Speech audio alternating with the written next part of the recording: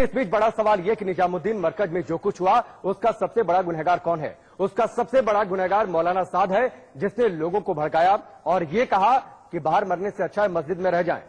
कौन है क्रिमिनल मौलाना? क्रिमिनल हम इसलिए कह रहे हैं क्योंकि ये किसी गुनाह से कम नहीं है, जिसने देश के सामने कोरोना के खतरे को कई गुना ज्यादा बढ़ा दिया है। निजामुद्दीन मरकज में देश विदेश के तबलीगी जमात को जुटाकर कोरोना वायरस का महासंकट बढ़ाने का आरोपी मौलाना साद आज देश में कोरोना का सबसे बड़ा क्रिमिनल बन चुका है। कौन है मौलाना साद? ये हम आपके सामने पूरी जानकारी रखते हैं। सरकारी रोक के बावजूद भी मरकज में लोगों को जुटाने का आरोपी है मौलाना साद। और अब मौलाना साद के खिलाफ दिल्ली पुलिस ने महामारी अधिनियम 1897 और आईपीसी की दूसरी धाराओं के तहत केस दर्ज कर लिया है, लेकिन फिलहाल वो फरार है। मौलाना साद कहां है किसी को नहीं पता। मौलाना साद के अलावा संगठन के 6 और लोगों के खिलाफ भी केस दर्ज किया गया है और आगे पुलिस इन पर कड़ी कार्रवाई करेगी।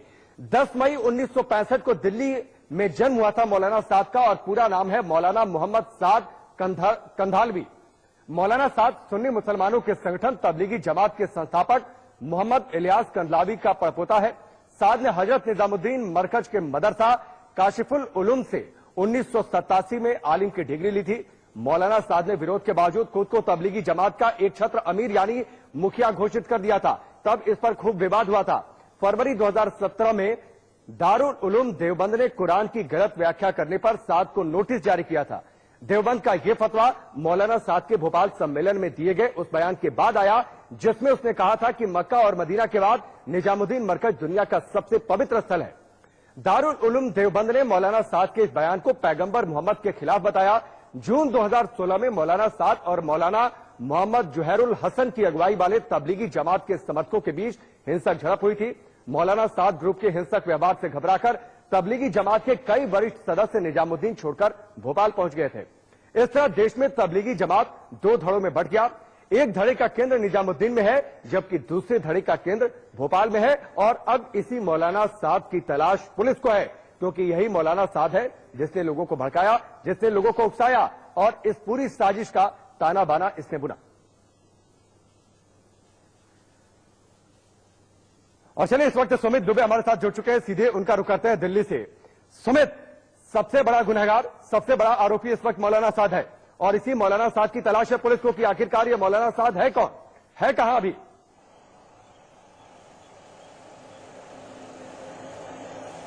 जी हाँ, बिल्कुल राकेश, इस समय जो कोरोना से जो पूरा देश जब एक तरफ जूझ रहा है, तो ऐसे में मौलाना साद और उसकी जो तबलीगी मजलिस, ये जो जमात की तरफ से ये पूरी जो वाकया हुआ जिसमें कई सारे लोग यहाँ पर इकट्ठे हुए। मैं इस वक्त राकेश बता दूं दर्शकों को कि मैं ठीक वहीं उस जगह के सामने खड़ा हुआ हूँ जहां पर से आज सुबह 4 बजे ऑपरेशन चलाकर दिल्ली पुलिस ने और दिल्ली सरकार की तरफ से यहाँ पर लोगों को इवैक्यूएट किया गया है इस पूरी बिल्डिंग से। सामने जो बिल्डिंग आपको दिख रही होगी, इसी बिल्डिंग में ये सारे लोग, करीब 2100 से ज्यादा की संख्या में यहाँ पर लोग इकट्ठे थे, कई दिन से यहाँ पर जमा थे, जिनको के बाद में यहाँ से रेस्क्यू करने के बाद जिनको लक्षण थे, फ्लू जैसे लक्षण थे या कोरोना वायरस जैसे लक्षण थे, उनको यहाँ से अस्पताल भेजा गया और जिनको लक्षण नहीं थे उनको क्वारंटीन में भेजा गया है। यही वो जगह है जहां से इनको निकाल के आज सुबह 4 बजे ये ऑपरेशन खत्म हुआ है राकेश। तो ये जो इस जमात की जो बिल्डिंग है, ये बिल्डिंग की मिल्कियत तबलीगी जमात की है, जिसका मुखिया जो मौलाना साद है, जिसके बारे में आप बात कर रहे थे राकेश। अब बात करते हैं कि उनके फरार होने की। तो जी हाँ, दिल्ली पुलिस की तरफ से मौलाना साद के खिलाफ मुकदमा कायम कर दिया गया है और उस मुकदमे कायम करने के बाद उनकी तलाश भी की जा रही है, लेकिन अभी तक नहीं पता चल सका है कि वो कहाँ है। एक और बात यहाँ पर जो कही जा रही है वो ये कही जा रही है कि हो सकता है मौलाना साद, जो कि 60 साल से ज्यादा उम्र का है, हो सकता है वो खुद भी क्वारंटीन में चला गया हो, खुद भी आइसोलेशन में चला गया हो, क्योंकि जिस तरीके से इस पूरी बिल्डिंग के भीतर यहाँ पर जितने लोग इकट्ठे थे और उनमें से ज्यादातर को यहाँ पर कोरोना हुआ, बहुत सारे लोगों को कोरोना हुआ। न सिर्फ यहाँ से जिन लोगों को निकाला गया, रेस्क्यू किया गया, उनको कोरोना हुआ, बल्कि शब्द का इस्तेमाल किया। देखिए, अगर वो क्वारंटीन में गया होता, कहाँ है, इस बात का पता होता। अगर पुलिस तलाश कर रही है तो मुझे लगता है सुमित, इसके लिए क्वारंटीन शब्द का इस्तेमाल करना ठीक नहीं है शायद। दूसरी बात है कि मौलाना साद जो जानकारी मिली है वो खुद फोन इस्तेमाल नहीं करता है, तो इसलिए शायद उससे ट्रेस करना पुलिस के लिए मुश्किल होगा, उस तक पहुंचना पुलिस के लिए मुश्किल होगा।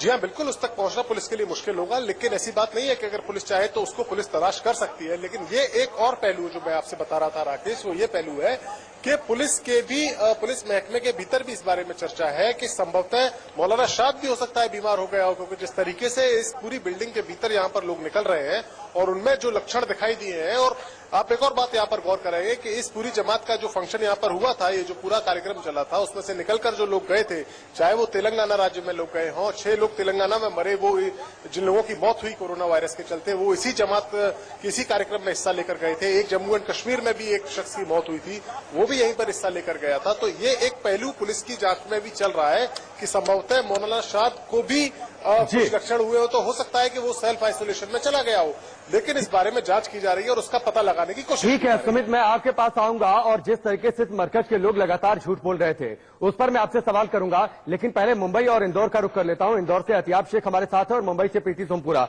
अब प्रीति, आपके पास जानकारी क्या है, क्योंकि महाराष्ट्र में लगातार तलाशी अभियान, सबसे बड़ा सर्च ऑपरेशन जो देश में जमात के लोगों को लेकर छिड़ा है वो तेज है।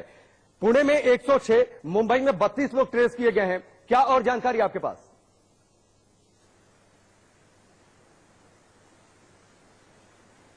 महाराष्ट्र, खासकर पश्चिम महाराष्ट्र से कई सारे लोग इसमें गए थे, जिसमें से नागपुर से भी जो है 54 लोग गए थे। उन 54 लोगों में से जो लोग हैं उनको क्वारंटाइन में रखा गया है। वहीं दूसरी ओर जो सतारा से 5 लोग और कराड़ से जो 2 लोग गए थे उनकी रिपोर्ट नेगेटिव आई है। बल्कि जो पुणे से जो 106 लोग गए थे उसमें अभी भी 30 लोगों का कोई अता पता नहीं है। पुलिस उनको छान रही है कि वो लोग कहां पर गए। 106 लोगों को जो है सिविक अस्पताल में भर्ती कराया गया है, उनको कोरोना का टेस्ट भी कराया गया है। शाम तक उनकी रिपोर्ट आ जाएगी। वहीं दूसरी ओर मुंबई से भी 32 लोग गए थे, जिसमें से कुछ लोग जो थे बांद्रा इलाके से थे और कुछ लोग जो है सेंटा क्रूज इलाके से थे। उन सभी लोगों का जो है कोरोना का टेस्ट किया गया है। आज शाम तक उनकी भी रिपोर्ट आ जाएगी। बिल्कुल, उनकी भी रिपोर्ट आ जाएगी। और एक बार मैं एहतियाब शेख का रुख कर लेता हूं, फिर मैं सुमित आपके पास आऊंगा, क्योंकि आप उसी मरकज के बाहर खड़े हैं जहां से ये पूरा विवाद हुआ और जो फिलहाल इस खतरे का सबसे बड़ा एपिसेंटर बना हुआ है। इंदौर में रुक करता हूं, एहतियाब शेख हमारे साथ हैं। एहतियाब, इंदौर देश का सबसे सख्त लॉकडाउन अभी देख रहा है, फेस कर रहा है। इस बीच भोपाल में करीब 36 से 40 लोगों को ट्रेस किया गया है जो यहां पर पहुंचे हुए थे। निजामुद्दीन के इस मरकज, इस जमात में ये लोग शामिल हुए थे, यहां से ये लोग पहुंचे हुए थे। क्या और जानकारी है जो ट्रेस किया जा रहा है पूरे मध्य प्रदेश में इस जमात से जुड़े लोगों को लेकर? देखिए, जो ताजा जानकारी इस वक्त मेरे पास में आ रही है कि मध्य प्रदेश के अंदर 107 लोगों को चिन्हित करने की बात की गई थी, जिसमें मुख्यमंत्री शिवराज सिंह चौहान ने कल ही एक आपात बैठक बुलाई थी और सभी जगह पर ये कहा जाए अलर्ट जारी कर दिया था। इसके जो आंकड़े अभी मेरे पास में आ रहे हैं, ताजे आंकड़े मेरे पास में अभी आए, मैं आपको बताता हूं कि भोपाल में 36 लोगों को चिन्हित किया जा चुका है, भिंड में 14 लोग चिन्हित किए जा चुके हैं, ग्वालियर में 11, नीमच में 10, बुरहानपुर में 5 और सीहोर में यानी तकरीबन 80 लोग चिन्हित किए जा चुके हैं मध्य प्रदेश के अंदर। और इसमें एक खबर और मैं आपको ऐड करके बताना चाहूंगा कि भोपाल के इस्लाम नगर की जो मस्जिद है उसमें 13 लोग रुके थे, वहां के हाफिज के खिलाफ FIR दर्ज की जा चुकी है।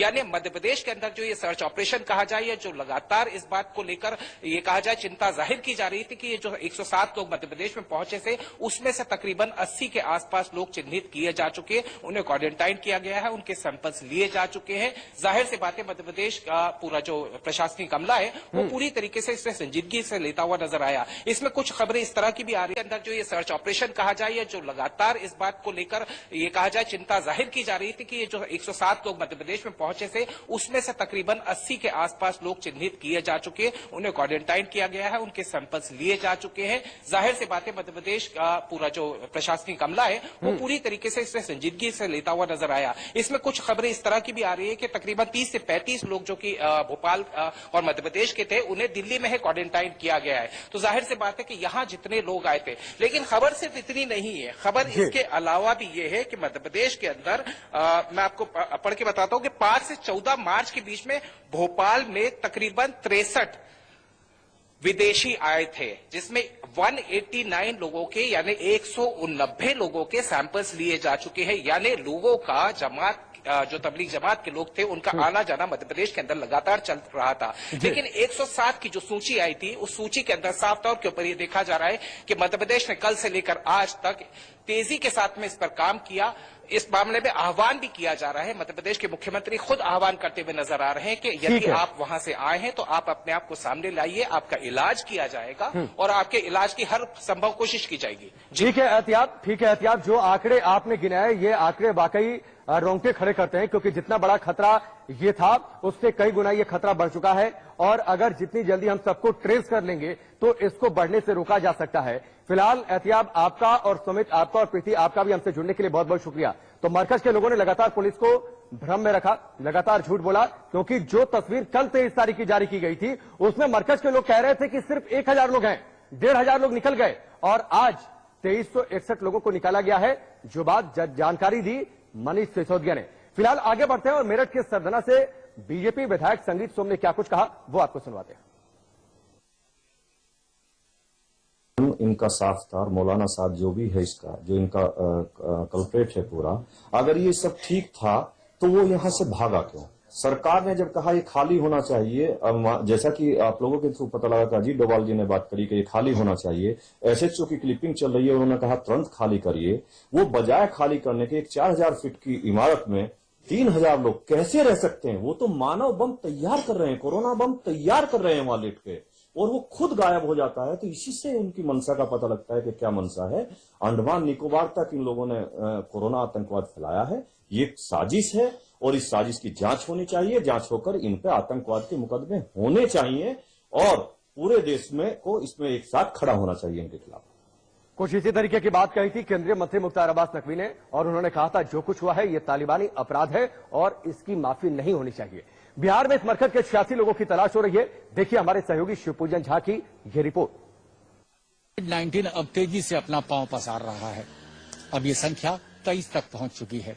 नवादा में और गया में एक एक कोविड से संक्रमित व्यक्ति पाए गए जो दूसरे व्यक्ति के संपर्क में आए थे। इस बीच बिहार पुलिस हरकत में आ गई है।